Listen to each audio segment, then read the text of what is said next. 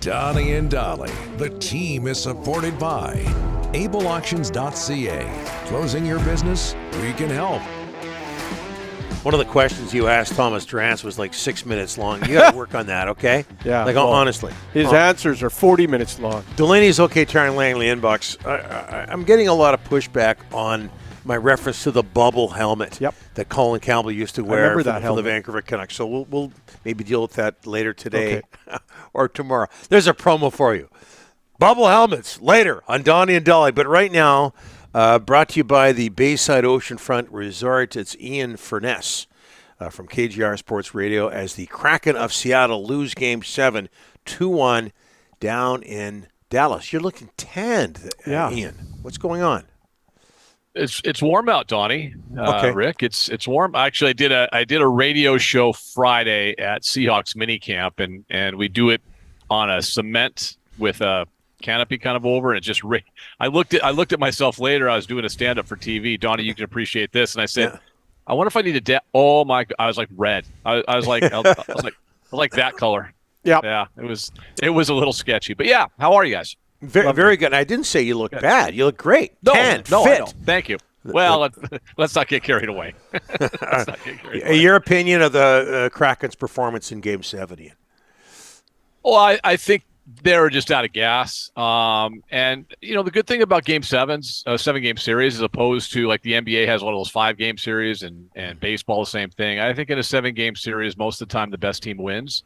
I think Dallas was a better hockey team top to bottom. And had better high-end talent along the way. But, they gave it a go.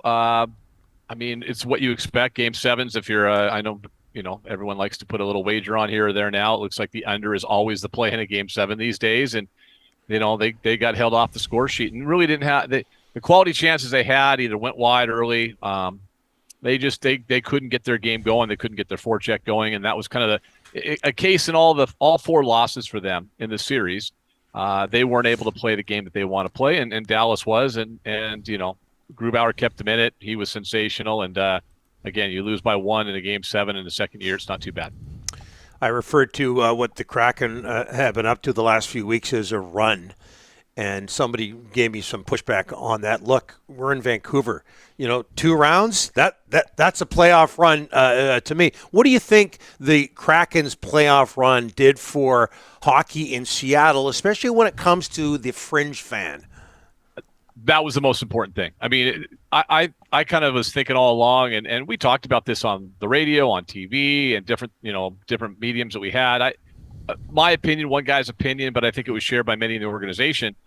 Look, you get to 5 or 6 games in that first round, get a little bit of excitement, get a couple wins, get the place, get the city kind of feeling good about the team, and get that fringe fan, like you mentioned, Donnie, on board. And they took that to 14 games. So I understand the bitterness in Vancouver about people pushing back on the run. 14 games over the last month is pretty darn good for a second-year team, and we'll take that all day. That was the most important thing, though. There's 17,000 people in the building every night.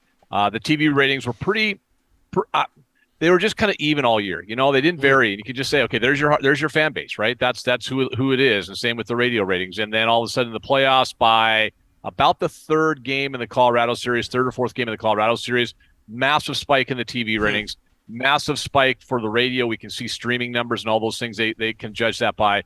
And you walk around town, anywhere in the suburbs, and you saw more Kraken gear than anything, and it was about a 3-1 margin compared to, say, Seahawks, Mariners, or anything else. So they captured this city's attention, the way they play, hard, no real superstars. Sorry, your buddy Blake across the street. This is a team that just got going, and it was the most important thing. I think listen, we go back to last year.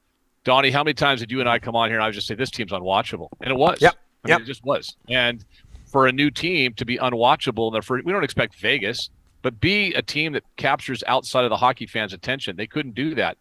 They flipped the switch this year and have really kind of taken over this city. It's awesome. Ian, long playoff runs always reveal things, and one thing that it revealed was your goaltending. Philip Grubauer, who's been criticized since wasn't great last year. You talked about that on our show. But now you got Martin Jones, the UFA. Grubauer looks like the old Grubauer. What's going to happen there between the pipes? Well, Jones is gone. Chris Drieger is under contract. He was out all year with an ACL injury. Remember, he tore that last year in the World Championships. He was playing at the end of the season. He's still down. He's still in Coachella Valley in the American Hockey League. So they've got Drieger. They signed 2 young guys as well. One guy's a little older European goalie, and the other guy's a draftee. So I mean, they've got goaltending depth. Jones was here as a stopgap for Drieger.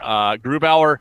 I think the only complaint you'd ever have about him, and probably, I mean, frankly, every goaltender in hockey these days, it feels like, is consistency, right? I mean, and I'll take him over what Edmonton's got all day. I'll take him over what Toronto's got going on. And, I mean, even, Vancouver, you guys have an elite goaltender, and what did it get you? Not much, right? So, like you need, and I only bring that up in this sense. Look at the playoffs. If Thatcher Demko was playing right now, he'd be the best goaltender, period. Unless we want to go with Bob down in Florida. But I mean, it was a weird. I think it's been a weird playoff for goaltending, don't you guys? It's just been strange. We keep looking at. I mean, Ottinger got pulled twice in this series, and Grubauer came out once for load management when the game was decided after 2 periods. But Ottinger got yanked twice, and he was okay last night. He was good last night, but he I wouldn't say he had his best game. He pitched a shutout until the final 17 seconds, but that was more the guys in front of him. I heard a lot of, Seattle doesn't have any superstars. They're an average team. They're not going to make the playoffs next year. I'm not in that boat. Do you think the future looks bright in Seattle? They got a ton of draft picks coming. Yeah, they've got some. Okay, the offseason questions are, what do you do on defense? They've got two of their top 4 are restricted free agents in Borgen and Dunn. So those are 2 big. I think you try to bring both those guys back. Dunn may have cost himself a few shekels over the playoffs. He wasn't great. He put up some points in the Dallas series, but I mean, Borgen and Alexiak's, one little miscue last night aside, he was the best defenseman was Alexiak, and he and Borgen were a great pair. Larson and Dunn are really good. They play together. I mean, they played all 3 pairs played together for the most part all season. Carson Soucy's unrestricted. I assume they bring Riker Evans up and let Soucy walk. And then up front, guys, they're in pretty good shape. I mean, as far as UFAs and RFAs are concerned, the only guys that they have that you would consider a top 6 guy is Morgan Geekie, and he's kind of more of a 4th liner when guys are healthy, and Ryan Donato's the same way. So they'll probably bring Shane Wright up. I think they want to move Wenberg, and you can put Shane Wright in that second center position. Ty Cartier was a revelation in the playoffs as a rookie. I mean, he was phenomenal. He's got a spot on the roster next season, and Matty Beniers is only going to get better. They didn't have Burakovsky in the playoffs. I mean, think about that. And we saw what happened when McCann went out. It was a struggle without him offensively, but he had a hell of a year. So yeah, I don't think they have superstars, guys. They don't have superstars in the true, but they've got a bunch of really good players, and they're very deep. Yeah, great point about Burakovsky. Hey, Ian, thanks for doing this. Next time you're on, I'm sure you'll look tanned and fit as well. We can talk some Seahawks, Mariners, whatever the case may be. But thanks for doing this on short notice. Well, fellas, anytime. And tell Drance not to cut into my time next time. Can the guy be more long-winded or what? Holy smokes. 20-minute answers from that guy. Unbelievable. Yeah. Well, I heard some long questions as well, but I don't know where Hey! Never answer your own question. There you go. Broadcasting rule number 1. Ian, thank you. See ya. Thanks for this. Ian Furness down in Seattle.